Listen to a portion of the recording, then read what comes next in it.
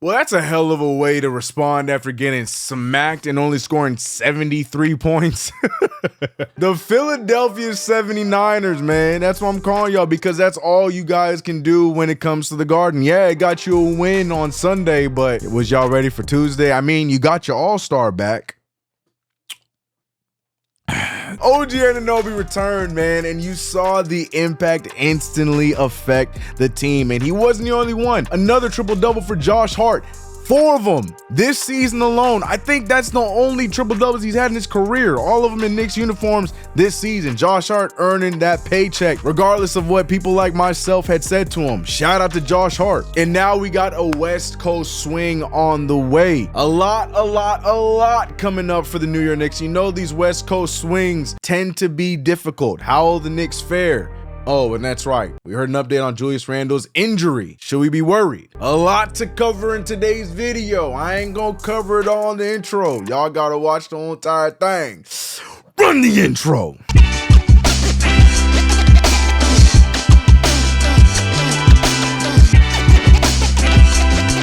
What's going on, CK Crew? It's your boy CK2K. Welcome back to another video. If you haven't already, subscribe to the channel, hit the notification bell. Don't forget to like this video. What's that?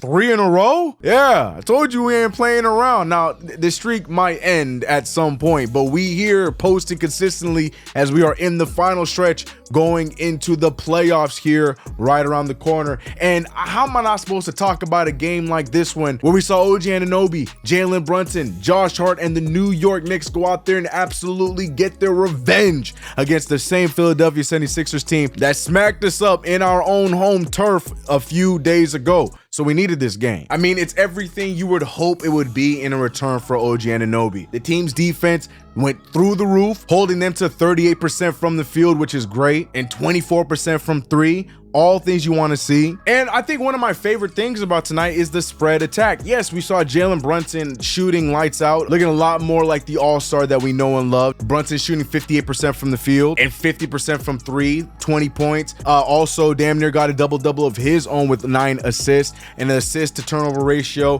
pretty at 1-9. Love to see that. But then there's also Dante DiVincenzo, who had a bad night on Sunday and figured it out last night and played really well. 16 points for him. Deuce McBride with 13. Precious Achiuwa with 13. OG Anunoby with 14 in his return, 54% from the field, 2 for 5 from the 3. Everyone looked good, but no one looked any better than Josh Hart. The man had a triple-double, 4 of them this season alone, the most in his career. Josh Hart, who has been known to be Mr. Do-It-All, Mr. Playing too many minutes. I think he's averaging like 40-something minutes in the last few weeks, but in that same amount of time, Josh Hart is shooting a tremendous percentage from the field and shooting about 38% from 3 in that time. So Josh Hart right now has definitely found his groove, and this is what we need. Playoffs right around the corner. We remember his final moment against Miami last season, and if Josh Hart goes into playoffs playing like how he's playing right now, there's no worries that we need to have when it comes to Mr. Do-It-All. 20 points. 19 rebounds, 10 assists. He could have probably got that 20th rebound if Tom Thibodeau left him in, but I'm not going to complain about it because I'm always complaining about Tom Thibodeau playing these guys too many minutes when they should be resting. So sorry, Jay Hart, you're going to have these 19 rebounds because Tibbs did the right thing by taking them out and letting the other guys get garbage minutes. But a spread attack is always the best case scenario for this team. Jalen Brunson, we know he can do it on a nightly basis, but I think this is the best version of the Knicks is when you see everybody get involved. When it comes down to clutch shots at the end of games, Jalen Brunson will be ready. We didn't need that last night as we were blowing them out by 30-some points. But in nights where it is close and you need those clutch buckets, you know Brunson's going to be that guy. But if you have the entire team playing a spread offense throughout the majority of the game, you're going to see these games be a lot more easy and less stressful, less cardiac Knicks-ish, if you will, and it's exactly what you want to see from this team. But the main thing is you saw the defense creating the offense. You saw us getting a lot of stops, resulting in us moving in the fast rate, resulting in us getting a stop and then breaking them down and getting a good shot on the other side. And a lot of that has to do with the OG Anunoby effect. This is OG's first game since January, end of January at that, but since January. And in January, when we first traded for OG Anunoby, you saw the Knicks playing tremendous basketball. I think we were some crazy record like, I don't know, 12-2 or something like that. Please correct me in the chat. But regardless, the Knicks had a solid record with OG Anunoby in the lineup since trading for him. And then since then, after he got hurt, we went 8-10. Now he comes back and it's like he never left. We saw a little bit of the mid-range. We saw the athleticism. Anybody else worried about the elbow didn't have to worry, especially if he's dropping a spin move into a dunk like this right here. There's nothing to worry about. And you can see his impact instantly as he was helping relieve Jalen Brunson immediately. He was helping relieve Josh Hart. The paint just opened up now because the defense had to change their scheme to make sure OG Anunoby wasn't going to get too hot, as Josh Hart took advantage. Brunson took advantage. This is the most open I think I've seen Jalen Brunson in the last month. So the OG Anunoby effect, it's already paying its dividends. And this is just the beginning, because we have Randle and Mitchell Robinson, the other guys on the way, that's only going to help each other open up as the season and as the playoffs go on. Now, we'll talk about Julius Randle and him returning here in a little bit, but OG Anunoby, last night's a perfect example of what he does for this team, his impact for this team, and why his fit just makes more sense for Tom Thibodeau and this version of the Knicks. But this is the perfect way you want to see it. I mean, look at Tobias Harris's stats. Look at him. So his impact is definitely there. But what we're going to learn here with this West Coast swing that we have going on starting in Portland on Thursday, we're going to find out which version of the Knicks we are really seeing with OG Anunoby back. Was this just a revenge game fluke, or does OG Anunoby's impact really make a difference? And everybody's making their predictions on what we're going to look like in this stretch. And I'm be real with you, I think this is the real deal. I think the uptick in defense, just because of OG Anunoby being there and him being the spark plug for everyone else to up their defensive play, I think it's for real. And I also think with OG Anunoby being on the floor, it's also going to help free up Jalen Brunson, where we're going to see his efficiency come back. We're going to see Dante DiVincenzo's efficiency go through the roof. And hopefully with this newfound confidence that Josh Hart has been playing with in the last few weeks, we see that continue going through to the playoffs. I'm going with 3-1. I think that the Knicks only lose to Denver, and it's going to be a close one in this road trip. I think the Knicks understand the assignment going forward. I think they know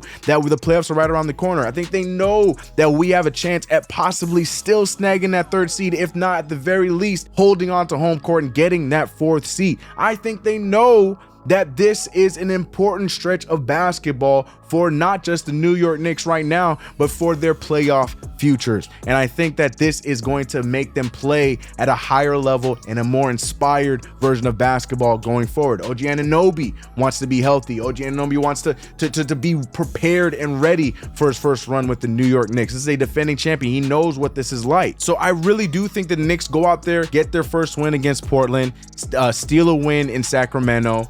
I think they have a hard time with Denver, but then I do think that they beat a Steph Curry-less Warriors who are at the brink of being right outside of the playoff conversation. I think the Knicks are going to go out there and they're going to show that this is not your everyday old school Knicks. This is a team that is out here looking to make a difference and looking to make that playoff push, even without the likes of Randle and Mitchell Robinson. I'm completely bought in on this version of the Knicks. I think we only just improved by getting OG Anunoby now. Now it's just about figuring out, you know, who gets left out of the rotation and who needs to be in the rotation. Alec Burks and Bojan Bogdanovic. As much as I hype up Bojan Bogdanovic, he's not helping my case when you're throwing up air balls off mid-range fadeaways. But both of these guys have looked so out of place. I still believe Bojan Bogdanovic's role is going to be way more impactful for us when we get closer to the playoffs. I think his offense is going to be important. I just think the fact that you keep pairing them up together in rotations has been the result of why they both played so well. I think they need to be separated. I think Bojan Bogdanovic has earned the benefit of the doubt with how great his stats have looked this entire season, shooting 46% from the field and above 40 from three. I think he deserves a shot to continue to play, but in better rotations outside of instead of playing next to Burks. But we know Tom Thibodeau's infatuation with Alec Burks, so I don't know if that's going to happen. But we're going to learn a lot of things in this West Coast trip, and I'm going with a 3-1 prediction with this trip coming up. What says you? What do you think the Knicks are going to do with this West Coast trip? We got Portland, we got Sacramento, we got Denver, and we got Golden State. Do you think the Knicks come out of this thing above 500, or you think we're going to stay at 500? Let me know your thoughts in the comments below. And the last thing I want to talk about was Julius Randle. I mentioned it in my last video what the thoughts were going to be. Ian Begley was saying that there's some worry amongst team doctors and coaching staff about Julius Randle, but then now he let out an even more detailed tweet about where Julius Randle is on his rehab. And he did also talk about Mitchell Robinson, both of them not really doing any contact yet, but there's a little more insight on the Randle situation now. And to break it all down, instead of reading this full tweet, the whole thing is, the worry is about him being able to make any contact with the shoulder. We know Julius Randle is a very physical player, and the reason why Julius Randle has had one of his best years as a New York Knick this season is because he went back to attacking the paint, being aggressive, and not settling for so many jumpers like he did last season. And the worry now is that he'll come back right back into it, so concerned about the shoulder or the shoulder not being 100%, where he might go back to just settling for jumpers. He's a great jump shooter, especially this season. His percentages have been good, but you want to see him be able to go back and forth between the two.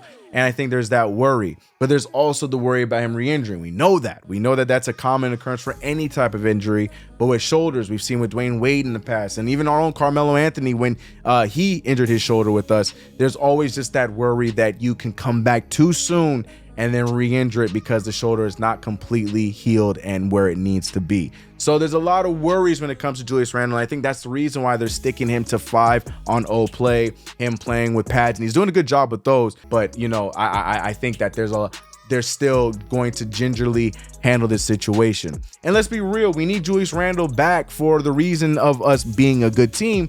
But also Julius Randle, you feel bad for the guy because I'm sure he wants to prove a lot of those Knicks fans, the naysayers that don't think that he is a solid player in the postseason. I mean, to those fans' defense, he has not had a consistent good postseason yet since being a New York Knick. But also on the other side of things, devil's advocate, it had a lot to do with injuries. I mean, last season, we know he was playing on an injured ankle, even though he tried to play through it, that he eventually had to get surgery on. And now we're seeing a similar situation with the shoulder where we're not sure if he needs surgery on it or not to heal up. I don't know, but what says you? Do you think we just sit him and go forward with the team that we have right now and it's enough, hoping that Mitchell Robinson gets back right before the playoffs? Or do you think Julius Randle just needs to give it a go right before the playoffs begin and see how much he can give us with the bad shoulder? Let me know your thoughts about all that. How worried are you about Randle? I want to hear everything you're thinking about the win, triple-double, OG being back, Julius Randle's injury, all of the above. Let it all be known in the comment section below. I can't wait to go down there and see what you guys have to say. Yes,